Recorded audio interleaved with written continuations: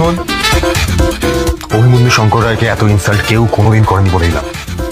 আমি যখন বলেছি বসে কথা বলবো, তার মানে বসেই কথা বলবো। বসুন। ঘরে এসে ছুটিকে অভি বলে, আমার পাশে বসুন, কিছু ইম্পর্টেন্ট কথা আছে। তখন ছুটি বলে, আপনি বলুন, আমি শুনতে পাচ্ছি। পাশে বসবো মানেটা কি?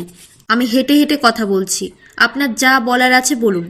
অভি বলে, আপনাকে আমি একটা কথা বলেছি, সেই কথাটাও ঠিকভাবে শুনছেন না আপনি। অভি ছুটিকে টেনে বসিয়ে বলে যে এই রকম চোখের সামনে ছোটাছুটি করলে আমার মাথার ব্যামো তৈরি হবে, বুঝতে পেরেছেন?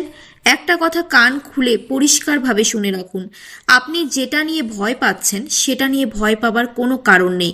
আর দ্বিতীয় কথা, আমি একজন উকিল।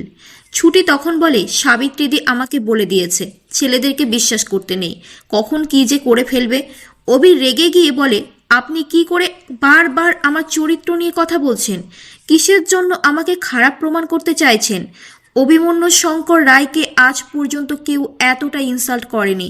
অভির মা ঠাম্মির জন্য খাবার নিয়ে গেলে ঠাম্মি বলে, আমার জন্য এত আধিক্যতা দেখাতে হবে না তোমাকে, তুমি ওই নতুন মেয়েটাকে নিয়ে চিন্তা করো।